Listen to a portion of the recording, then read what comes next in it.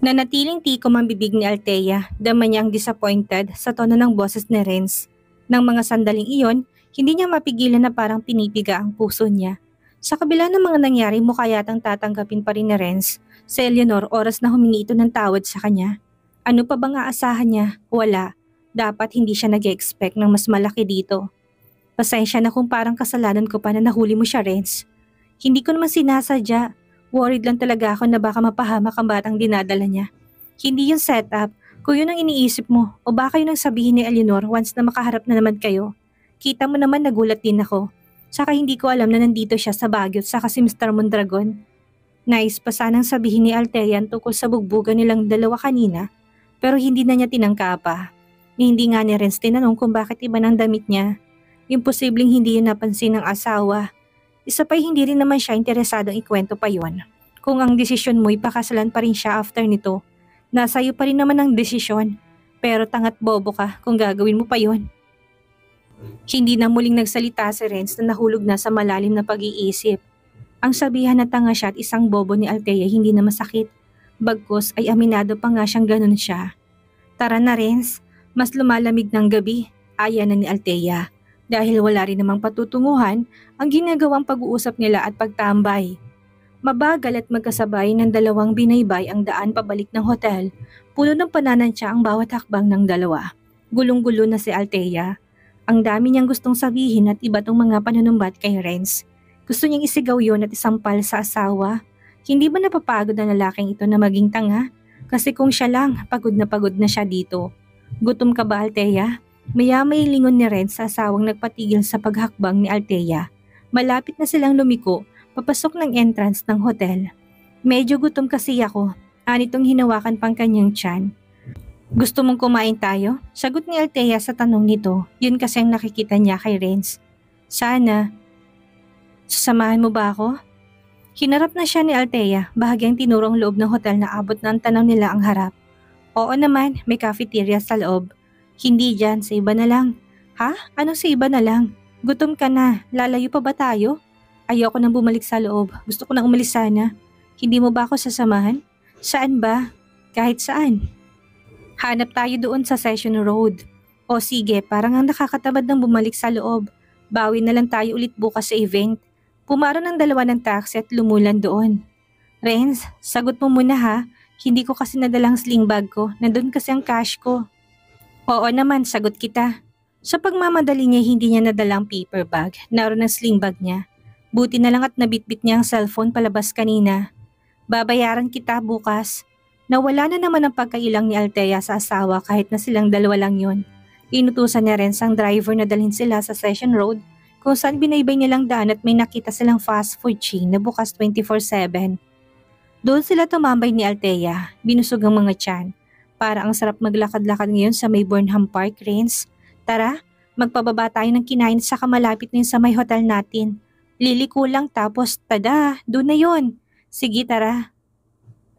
Maaga pa naman, binaybay ng dalawang patungo doon. Mabagal ang magkasabay na hakbang nila paikot sa lawa. Marami pa rin namang mga turista doong namamasyal. Siguro ay dahil magandang panahon at puntahan din ng mga turistang lugar sa mga ganoong panahon. Summer yun at kadalasang mainit ang klima sa ibang panig ng bansa. Buhay na buhay pa ang mga bakasyon. May mga magkakapareha rin na nakaupo sa tendera doon at mga taong sinusulit ang bench at nag-uusap-usap habang tinatanaw ang payapang lawa. Wala nang bangka doon na makikitang pinapaupahan. Nasa gilid na lang nakaparada. Panay ang takbuhan ng mga batang naruroon pa sa gilid. Ine-enjoy ang medyo tumatanda ng gabi. Napangiti na sa Althea, hindi man sila mag-usap ni Renz, alam niya at dama niyang nasa tabi niya ito. Panaka-naka ang tapo ng tingin niya sa kanya. Hindi ka pa ba pagod sa kakalakad natin, Althea? Maupo kaya muna tayo, ang sakit na ng paa ko. Saan? Hanap tayo ng bakanting upuan. Sige, maaga pa naman para umuwi. Humantong sila sa medyo malayong bahagi ng Burnham Park sa kabilang dulo. Sana kahit gabi na may nagtitinda pa rin dito ng mangga. Pabiro at malakas na hiling ni Althea, napalingon na si Renz sa kanya. Napuno ng pagtataka ang mga mata. Napansin niyang panay kain nito ng mangga nang hindi naasiman. Seryoso ka dyan, Althea? Mangga? Gabi na tapos mangga pa rin ang hinahanap mo. Oo, bakit masama bang kumain ng mangga sa gabi? Hindi naman hindi ba? Normal lang yon, natawa si Renz. Paano kaya naging normal yon? O hindi kaya naman strawberry ice cream? Lumakas pang hagalpak ni Renz. Pinatong ng dalawang kamay sa magkabilang gilid ng upuan. Inuunat ang mahaba niyang mga binti. Magkatabi sila ni Althea. Pero may distansya. Yung totoo, Althea, magsabi ka nga sa akin ng totoo. Naglilihi ka ba ha? Ang weird ng kilos mo. Napalunok na si Althea ng laway. Nasa pagitan siya kung aaminin na ba niya yon o hindi pa. Ito ba ang tamang pagkakataon para sabihin niya ang tungkol sa bagay na yon sa asawa? Baka isipin nito na sinasamantala niya na naman doon ang pagkakataon na magkaaway sila ni Eleanor. Pero karapatan naman yun ng anak nilang malaman. Karapatan din niya ring ipaalam kay Renz lahat. Kung sasabihin ko ba sa'yo ng totoo, maniniwala ka ba sa akin buntis ako, Renz? Sa pagkakataong iyon ay sumeryoso mukha ni Renz. Napawi ng ngiti nito at makitang biglang naging seryoso na rin dito si Althea. Nanatiling nakalingon ang mukha niya sa asawa. Totoo ba yan, Althea? Nang hinang ng mga mata nila. Maraming nagtutula kay Althea na sabihin na dito ang totoo. At least, sinabi niya, sigurado naman siyang hindi si Renz ang ama ng anak ni Eleanor. So hindi naman siguro kalabisan kung gawin niya to. Ano, Althea? Anong totoo? Buntis ka ba? Seryoso ka bang buntis ka? Nahigit na ni Renz ang hininga. Tila nababasa niya sa mga mata ni Althea na totoo yon. Bagamat nagtatago sa madilim na bahagi ng upuan, ang mukha ay may nakikita siyang kislap ng excitement.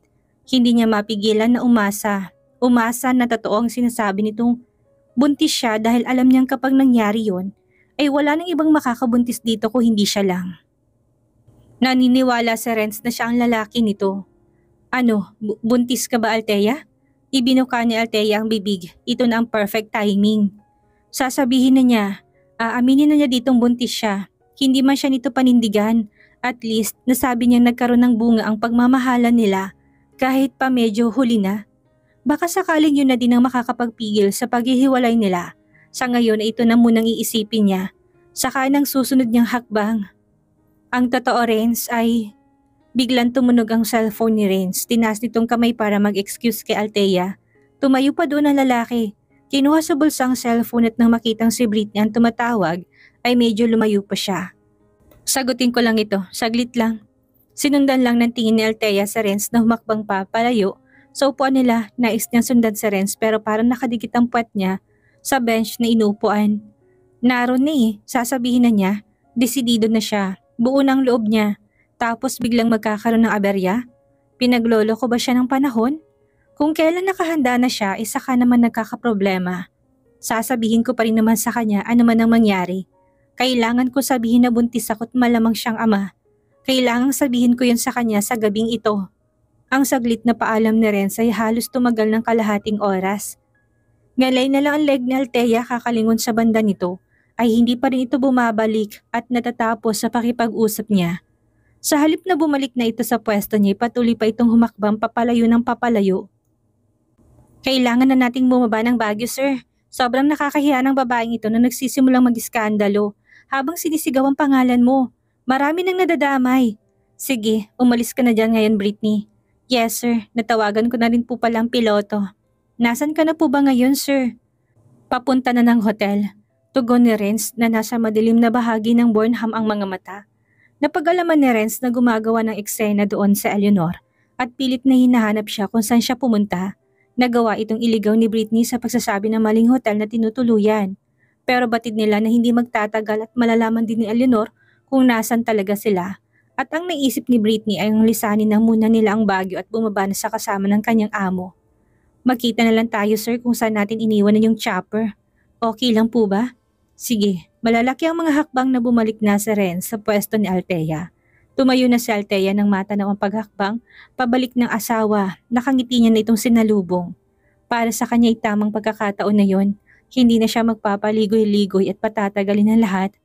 Renz, tungkol sa tanong mo, let's go, Althea, kailangan na naming bumaba ni Britney ng Manila ngayong gabi. Anitong pinutol ng litanya ni Althea na bigla na lang nagulat. Hinawakan pa ni Renz ang braso ni Althea na gulantang pa rin at hindi na nagawang makapagsalita. Iginiya ni Renz ang asawa na animoy na udlot ang dila patungo sa Hotel Venice na malapit lang din naman sa Burnham Park. Bababa ka ngayong gabi? Bakit naman? Hindi pa tapos ang exhibition. May ilang araw pa, hindi ba? Sa wakasin nagawang sunod-sunod na itanong. Hindi na, tinamad na akong umattend. Gusto ko na lang umalis sa lugar na to. Tugon ni Renz na hindi nalilingon ng katabing maglakad na asawa. Medyo nagpanik na doon si Althea. Paano niya sasabihin sa asawan tungkol sa batang nasa tiyan niya? Hindi niya pwedeng ipagpaliban yon. Baka hindi na siya ulit makakuha ng tamang pagkakataon. Kailangan niyang masabi ngayon kahit na ang daming iniisip ng kanyang asawa. Renz, teka lang. Bakit Althea? Gusto mo na ba sa aking sumama pababa? Sige, tara na. Tigil na ni Renz at nilingon sa kanya. Baka sa mukhang excitement niya. Don't worry, mabilis lang naman ang biyahe natin. Wala pang isang oras. Hindi ka maboboard dahil sa ganda ng tanawin at naka-chopper tayo. Mabilis na baling doon ang isipan ni Althea na sasakay siya ng chopper kasama ng asawa. Bigla siyang naging excited. Idagdag pa na gabi ang biyahe nila at parang ang romantic noon. Subalit, paano siya magpapaalam na naman kay Kenzo? Hindi niya pwedeng basta iwan na lang ang kaibigan ng dahil lang gusto niyang sumama kay Renz pabalik na Manila. Magdahilan ka na lang Althea. Idahilan mong alam mong hindi ka matatanggihan ni Kenzo. Maintindihan niya naman ang lahat. Bilisan mo na. Once in a lifetime offer lang yan. Hindi magawang makasagot ni Althea kaya muling humakbang na lang si Renz at sumunod si Althea. Anong desisyon mo Althea? Sasama ka na ba sa akin? Muling tanong ni Renz, umaasa na pagbibigyan siya ng kanyang asawa sa hiling. Nagawa na nilang makapasok sa entrance ng hotel nang hindi namamalayan. Malalaki pa rin ang mga hakbang na patungo ng kanilang silid. Ha? Hindi ko alam. Magpapaalam pa ako kay Kenzo. Trabaho kasing pinunta ko dito sa Baguio, hindi naman basta bakasyon. Hindi mo ba alam yon? Baka kapag bumaba ako ngayon, wala na akong babalikan pang trabaho sa kumpanya ni Kenzo. Sige, ikaw ang bahala kung ayaw mo sumama sa akin pababa. Naiintindihan ko naman Althea. Hindi na namalayan ni Althea na nasa tapat na sila ng silid. Nagulat na lang siya nang buksan ng asawang kwarto na karatig na silid niya. Ang buong akala niya kasi inihatid lang siya nito. Hindi niya alam na doon ito mismo natutulog. Diyan ang room mo? Puno ng pagtatakang turo pa ni Althea ng daliri sa bukas na silid na yon. Oo, sagot ni Renz na pumasok na doon. Hindi malaman ni Althea kung susunod ba siya sa loob nito o papasok na siya ng sarili niyang silid. Ilang beses pa siyang nagpalakad-lakad sa harapan noon. Nag-isip ng idadahilan niya kay Kenzo.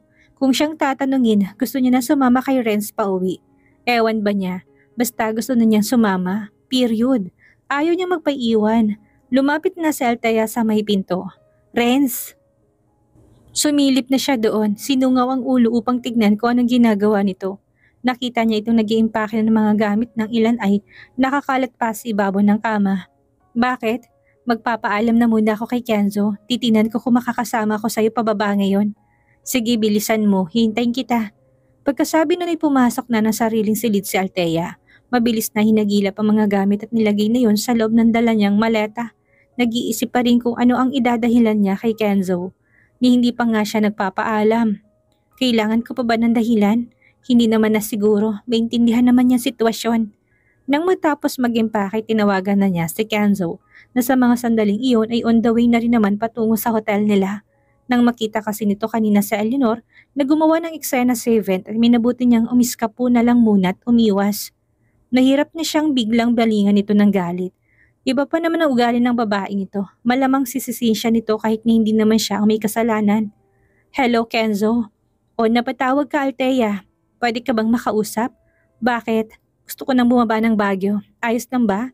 Kinagat na niya ang gilid ng labi saka na lang talaga huwag itong magtanong ng mga dahilan niya. Ngayon, minabuti na lang ni Althea ang sabihin ditong sasabay siya kay Renz. Baka mas payagan pa siya nito dahil hindi siya nag-iisa. Batid niyang hindi rin siya papayagan kung solo lang siya. May chopper naman mabilis ang biyahe. Sasabihin na sana ako kay Renz pababa. Okay sige, mag-iingat ka na lang. Huwag kang mag-alala, ako nang bahala sa event. Huwag mo nang alalahanin. Tawagan mo ko oras na nasa bahay ka na. Tatawagan na lang din kita pagbaba ko. Pagkatapos mismo ng exhibition event. Talaga? Naku, sobrang salamat Kenzo. Oo, nasan ka ba? Narito na sa hotel, ginagaya ka mga gamit. Nagpalitan ng damit si Althea pagkababa niya ng tawag. Nagmamadali na siyang lumabas ng silid. Naabutan niya si Renz na nasa labas na rin. Malapad nang umiti ito nang makita siya. Hindi na umangal si Althea nang lumapit ito at kunin sa kanyang handle ng maleta niyang hawak. Let's go Althea. Halos mapunit ang labi nito sa ngiti matapos na sipatin ang bulto ng asawa. Nasa helipad na si Britney pagdating ni na Althea at Renz kung saan nakalagak ang chopper. Maingay ang tunog ng makina nito, subalit hindi yun alintanan ni Althea. Sa halip ay sobrang na-excite pa siya. Hindi na niya mahintay na lumulan doon. Abot tengang ngiti ni Britney. Hindi na rin siya nagtaka nang makita si Althea na kasama ng amo. Pero syempre, hindi niya pinahalatang inaasahan niya na magkakasama nila ang babae. Mrs. Almeda, totoo ba itong nakikita ko? Takbo nitong pasalubong sa kanila ni Renz. Nasa likod nitong ilang hotel staff na mag-a-assist sa kanila upang kunin ang mga dala nilang maleta at ilulan sa chopper. Sasama ka na ba sa amin pababa? Oo tipid na sagot ni Althea. Medyo nahihiya dahil first time niyang gagawin. Isa pa, hindi naman siya kasama ng mga ito paakyat dito. Hay, mabuti naman at sasama ka na. Mabilis lang din ang biyahe, Mrs. Almeda. Hindi boring kahit na maingay. Tsak kung mag-e-enjoy ka habang nasa itas tayo ng himpapawid. Mapanuksong nilingon ni Britney si Renz. Binigyan ng ngiting alam na kaagad na lalaki ang kahulugan. Kung alam ko lang nasasama ka, Mrs. Almeda, sana nagbas na lang ako, pagbibiro pa ni Britney. Ha? Bakit ka naman magbabas? Wala na bang maupuan? Hindi na tayo kasya? Sorry, joke lang Mrs. Almeda. Ang bilis mo naman kagad na maniwala. Tumawa pa doon si Britney. Nilingon na ni Althea si Renz na namula na ang tenga. Naisip ng babae na dahil yun sa lamig. Ang hindi niya alam ay dala yun ang kalokohan ng sekretary niya na alam niyang tinutukso na siya. Ano bang hinihintay natin? Tara na! Wika ni Renz na bahagyang tumalikod para bantaan si Britney. Binigyan na sila ng gear na kailangan nilang isuot. Hindi nakaligtas sa mga mata ni Althea ang panay ng tunog ng phone ni Renz. Nang mabilis niyang sulyapan iyon, si Eleanor ang nakarehistro. Ang kapal ng muka, tawag ng tawag. Tingin niya, ganun na lang yun? Ang laki kaya ng kasalanan niya. Tapos kung makatawag akala mo siyang ginawa ng kasalanan. Pwes, manigas kang babae ka. Hindi ka pa niya kakausapin. Sir, halina kayo, tawag sa kanila ni Britney. Nahanda na sa pag-alis. Nasa may hagdanan ng chopper. Napatingin ng malapad si Althea na makita niyang binlock ni Renz ang number ni Eleanor nang mapansin ang pangungulit nito. Bakit ba? Masaya lang siyang makita niya yon ng sariling mata. Feeling niya pinili siya ngayon ng asawa. Let's go Althea. Giyan na naman ni Renz sa kanya upang alalayan pasakay ng chopper. Ang plano ni Althea ay sasabihin niya sa asawa ang naudlot na usapan nila kanina kapag nasa chopper niya. Subalit nang dahil sa ingay ng makina noon sa tingin niya ay hindi siya maririnig ni Renz. Kahit na magsigawan pa silang dalawa, ang buong akala niya kasi tahimik lang sa loob noon kagaya ng eroplano. Mali pala siya. Masyado bang maingay? Tanong ni Renz ng balingan ng asawa at bahagyang nakangiwi ito. Tumango si Althea. Aminado siya kahit na may gear. Itatanggi pa ba niya yon? Naiingayan siya. Hayaan mo, next time, private plane ang gagamitin natin para mas komportable at mas tahimik ang magiging biyahe natin. Wika nito ng matamis na ngumiti pa sa kanyang asawa. Talaga? Mauulit pa to? Oo naman, planuhin nating mabuti. Ngayon pa lang ay excited na si Althea. Malino na niyang nakikita sa isipan ng mga mangyayari. Tapos sasabihin niyang buntis siya at ilalaban nila ang kasal nilang napipintong masira. Wala na siyang ibang iisipin pa. Naniniwala siyang basta magkasama sila, lahat ay posibleng mangyari. Aasahan ko yan na Renz. Oo naman, tutuparin natin Althea. Tugon ni Renz na bahagyang dumukwang palapit sa asawa upang haplusin lang ang ulo nito. Soon Althea. Inaasahan ni Althea na magiging malungkot ang buong biyahe nila, pababa dahil sa mga nangyari, subalit kabaligtaran noon ang naganap. Walang bahid na katiting na lungkot ang mukha ni Renz. Pagdating nila ng Manila ay bahagyang nakaramdam ng saglit na pagkahilo si Althea. Normal lang iyan ang pakaramdam, Althea. Hindi ka rin siguro sanay na sumakay dito, hindi ba? Alalay ni Renz sa kanya na hinawakan siya sa balikat upang maging support at alalay ng katawan nito. Bago payagang umuwi ni Renz si Britney, ay inaya na muna ni Althea na kumain sila sa isang fast food chain. Halos alauna na yun ng madaling araw at gutom na siya. Mali, cravings ang nararamdaman niya sa ice cream at saka leche flan. Mabuti na lang at hindi na strawberry ice cream at manggang cravings ni nahanap ng sikmura niya. Maraming salamat sa treat, Mrs. Almeda. Sana hindi tong una at huli ha. Maligayang wika ni Britney na hindi akalaing makakasalong babae. Mauna na ako umuwi. Grabe rin ang stress, ang daming ganap sa loob lang isang araw. Walang anuman, Britney. Oo naman, marami pang pagkakataon. Mag-iingat ka pa uwi. Salamat din. Hindi umalis sina Renz at Althea sa fast food. Kahit na umalis na si Britney, nag-request pa kasi si Althea ng another round ng leche flan. Yun nga lang ay out of stock na. Kinailangan pa nila maghintay ng kalahating oras dahil pinaluto pa nila yun mismo sa chef ng fast food. Sabi ko naman sa'yo ako na magluluto eh. Marunong ako niyan. Gate na rin sabang lula ng sasakyan at pauwi na sila ng bahay. Naku, huwag mo nang pangarapin pa, Renz. Baka sunugin mo lang ang buong kusina natin. Mabuti sana kung parang binagyo lang eh. Paano kung masunog mong buong bahay? Ang delikado. Tumawa lang si Renz. Panay ang dila sa labi niya habang panay din ang lingon sa kanya ng asawa. O sa kalsadang mga mata, Renz, baka madisgrasya naman tayo dyan sa ginagawa mo. Nakaligtas nga tayo sa pagsakay sa shopper mo. Tapos magkakaroon naman ng aksidente. Sorry Althea, ang saya ko lang kasi ngayon. Ngiti pa ni Renz. Ngayon ko lang naisip na dapat ay matagal na natin ginawa ang mga ganito. Ang alin? Yung ganito, namamasyal, kumakain sa labas. 3 taon kaya yun, wala eh, masyado kang busy. Tapos sa bahay lang naman ako. Dapat noon pa talaga kita ipinakilala sa lahat. Ipinagmalaki sa mundo. Sa dami na lalaki na magkakagusto sa'yo, akong pinili mong pagsilbihan at makasama habang buhay. Biglang na-speechless si Althea. Hindi niya alam ang tamang sagot o wala siyang alam na isasagot dito dahil parang hinahaplos ang puso niya sa kaalamang maraming napagtanto si Renz sa sitwasyon. Ang plano niyang pagsasabi na buntis siya ay pinagpaliban niya na muna. Hahayaan niyang angkinin ito ang gabing iyon na masasayang alaala lang ng lalaki sa nakaraan. Ang dami kong sinayang na oras. Ang dami kong inaksayang pagkakataon. Marahil kung ginawa ko yon, masaya na tayo ngayon. Ano sa tingin mo, Althea? Huli na ba ako? May pagkakataon pa bang bumawi at itama ang mga mali ko? Namasa ng mga mata ni Althea, hindi niya alam na may ganitong side ang asawa niya. Siguro dahil maaga lang din itong naging responsable sa business nila, kung kaya hindi niya na-enjoy ang lahat. Walang late at sobrang aga sa lahat, Renz. Minsan, kailangan nating maranasan ng isang bagay para may ma-realize tayo sa ating buhay. Sagutin mong tanong ko, Althea, huli na ba ako? Hindi na ba pwede? Ilang minuto na rin silang nakarating sa garahe ng kanilang bahay pero hindi pa magawang bumaba at pumasok sa loob. Hindi niya rin alam. Pero kung siyang tatanungin, alam niyang hindi pa huli ang lahat para sa asawa upang bumawi at tuluyang magbago. Hindi pa huli ang lahat, Renz. Hindi pa huli ang lahat para itamang pagkakamali mo. Dumuko ang palapit si Althea kay Renz ni nang kinakagad ang labi.